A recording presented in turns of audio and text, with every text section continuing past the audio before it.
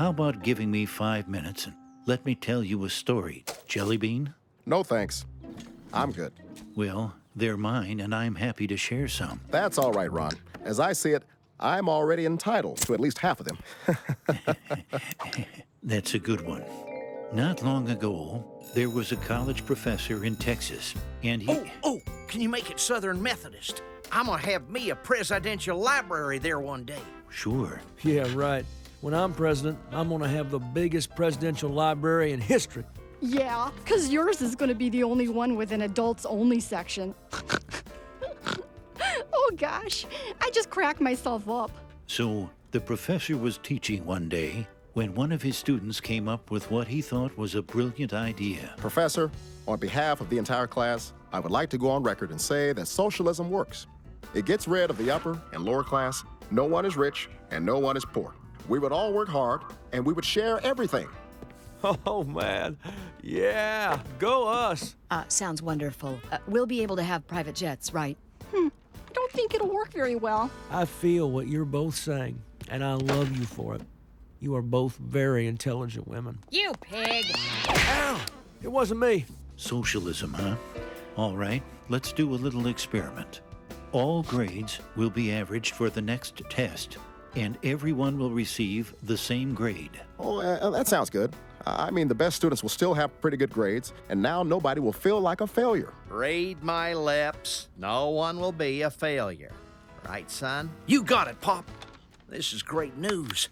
I better text my buddy Carl. Red Rover, Red Rover. No need to send those answers over.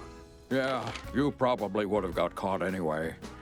I wish I had that on tape. So the time came to put the experiment to the test. It didn't seem like much changed. Maybe one or two had doubts. A very good question. Very direct, and I'm not gonna answer it. Here, I smoked it, but I never inhaled. I know, you're not a criminal, right? I have inhaled and exhaled everything. Well, class, the results are in. Everyone got a B. What? All right, go us! Bill, this is all your fault. I demand a recount. Hey, this is perfect. My average just went up. No child left behind, right? What are you discussing? I'm very confused. The students who had studied hard were upset, while the students who had studied very little were happy. But when the next test rolled around, the students who had studied little studied even less. And the ones who had studied hard decided, since they couldn't make an A, they wanted a free ride. So they also studied less. The second test average was a D. No one was happy. When the third test rolled around, the average grade was an F. I like the color red because it's a fire, and I always see myself as being on fire. The scores never increased as bickering, blame, name-calling all resulted in hard feelings. And no one would study for anyone else.